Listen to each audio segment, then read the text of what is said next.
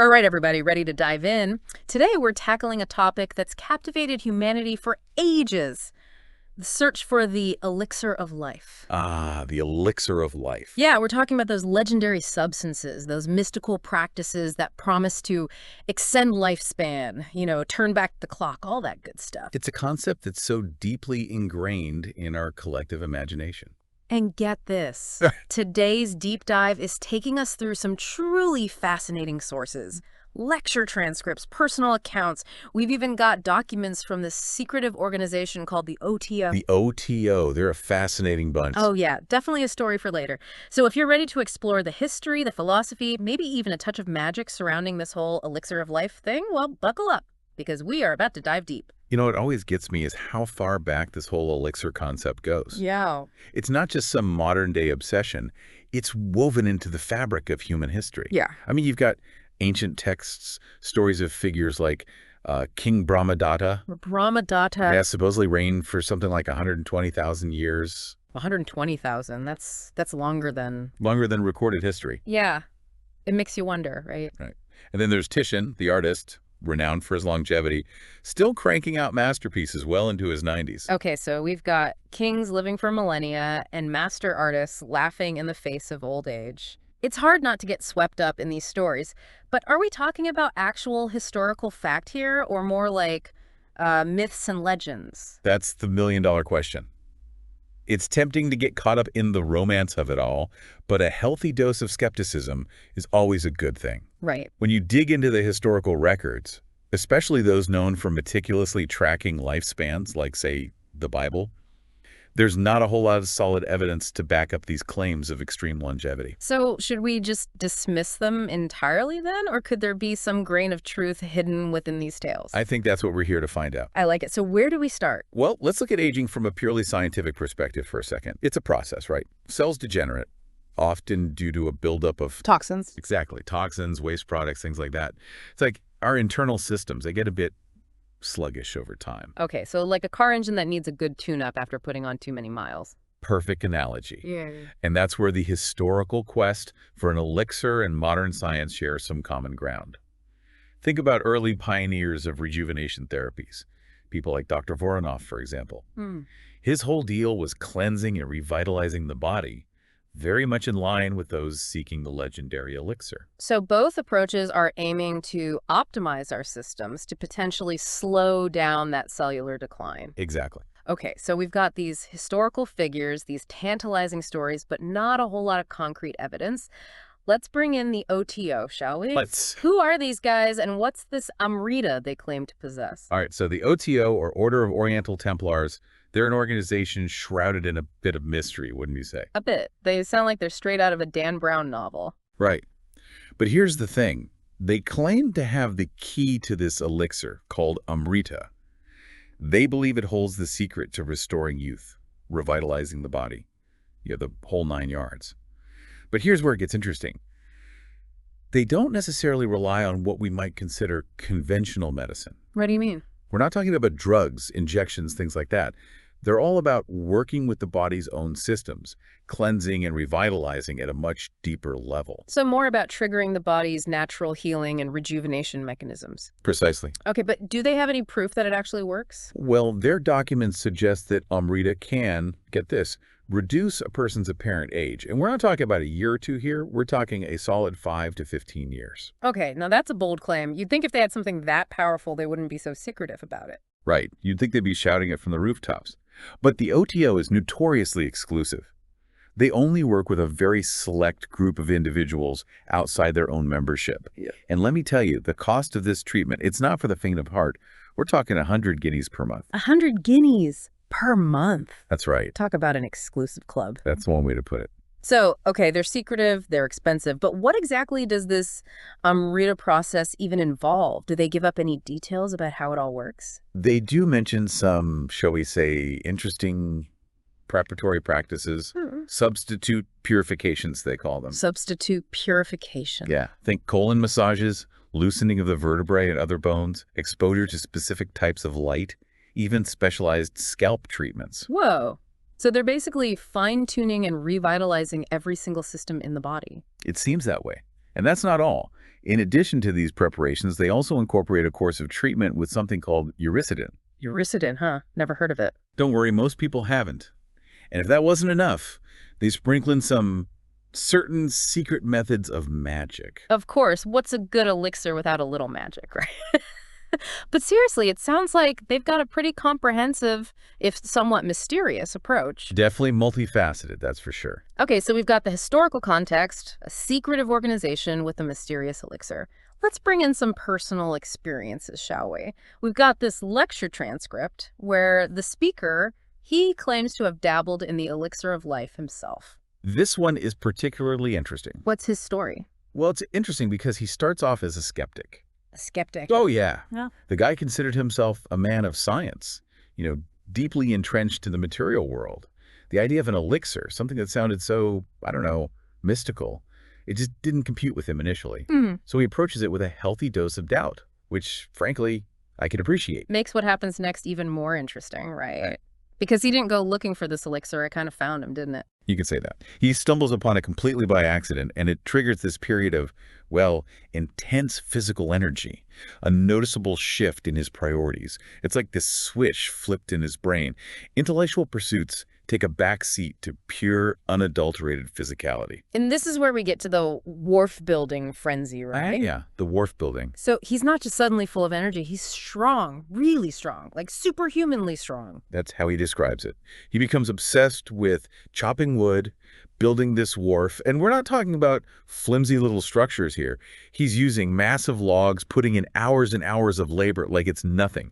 He even mentions getting this rather irate letter. A letter. From who? The woman who owned the cottage he was staying at.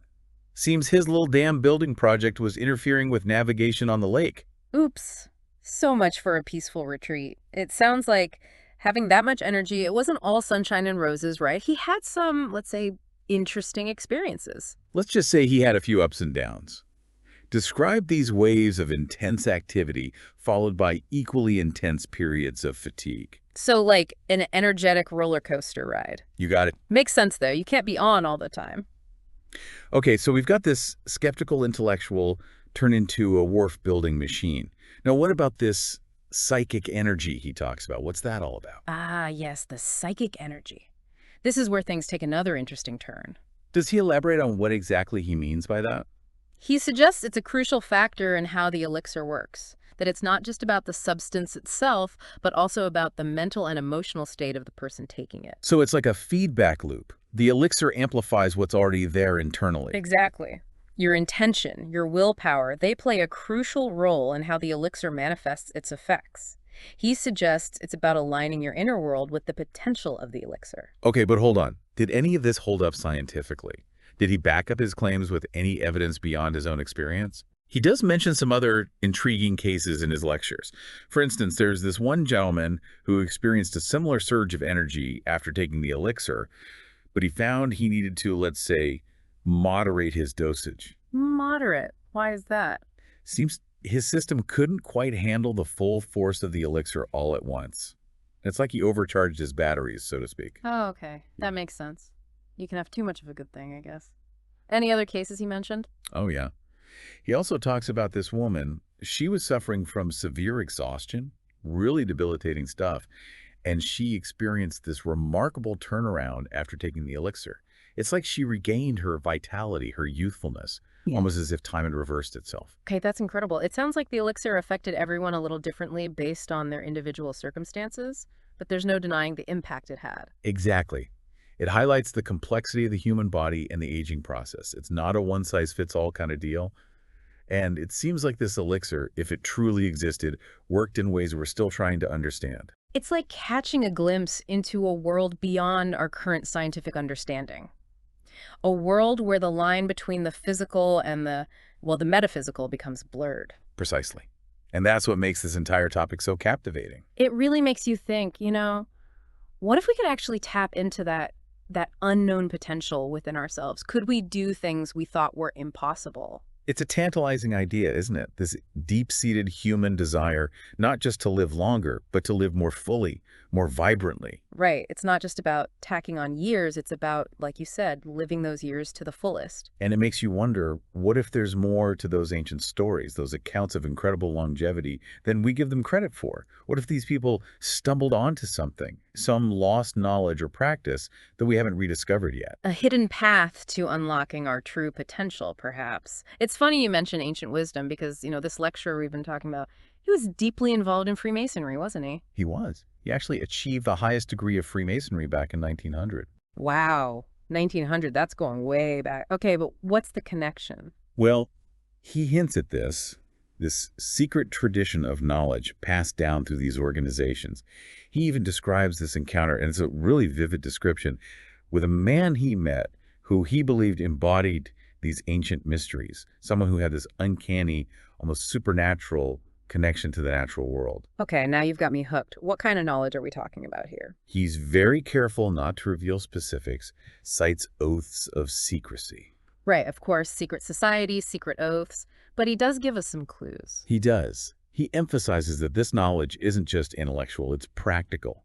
It's about experiencing the world in a fundamentally different way. So not just knowing, but being. Exactly. It's about bridging that gap between knowledge and experience. And maybe, just maybe, that's the key to unlocking those extraordinary abilities, to tapping into that hidden potential we were just talking about. Okay, so how does this tie back into his own experiments with the elixir?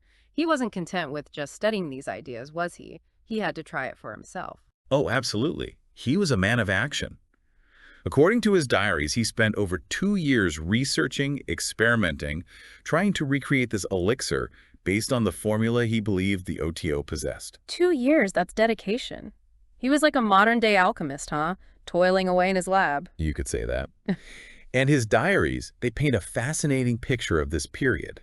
Initially, he admits to using the elixir casually. But then there's this shift.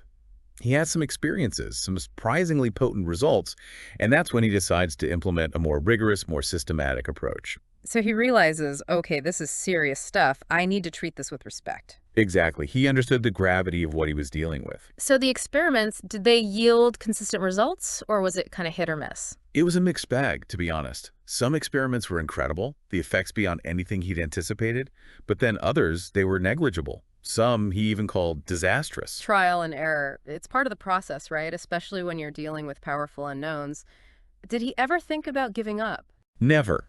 It's like every setback just fueled his determination. In fact, before he retreated to his island hermitage, he actually prepared a special batch of the elixir, one specifically designed to restore youthfulness. Okay, and don't leave us hanging. He decided to test it on himself. What? Talk about putting your money where your mouth is. So what happened? Did he achieve the rejuvenation he was hoping for? He describes taking 7 doses of this new elixir.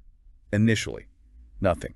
No effect whatsoever. Oh man, this gotta be disheartening. After all that work, all that anticipation, nothing. Right, imagine the doubts creeping in. I'd be second-guessing everything. And then, out of the blue, it hits him. This overwhelming surge of energy, a feeling of, he describes it as intense, youthful vitality. He even wrote in his diary, all mental activity became just tasteful. I turned into a mere vehicle of physical energy. Wow. It's like the elixir completely bypassed his rational mind, tapped straight into his primal energy. So what did he do with all this newfound energy? Well, he channeled it into physical activity. He talks about paddling his canoe for hours on end, chopping wood for like 15 hours a day. 15 hours. And get this, he builds an entire wharf for his canoe by himself, using massive logs. Okay, now I understand why that lady was upset about her lakefront view. This guy was like a one-man construction crew. But how long did it last? This insane energy, did it have any lasting effects? It seems like the initial surge, it lasted a couple of months. He got an incredible amount done during that time. But then there was a backlash. A backlash? Yeah. He describes this period of intense fatigue, lethargy, almost like a crash. It lasted for nearly 6 months. His body just couldn't keep up. Seems like it. There was a price to pay for tapping into that level of energy. So what did he do? Give up on the elixir completely? No. Discouraged? Sure. But he realized he'd pushed too hard, that a more balanced approach was needed. 6 years later, he decides to try the experiment again. Smaller doses this time, much more controlled conditions. He learned from his mistakes. Exactly. Yeah. True rejuvenation, it's not about brute force. It's about finding harmony. Balance. Exactly. And the results? Well, he reports this remarkable transformation. Instead of aging into his late 40s, he appears to be in his mid-30s. And this time, he maintains his mental faculties.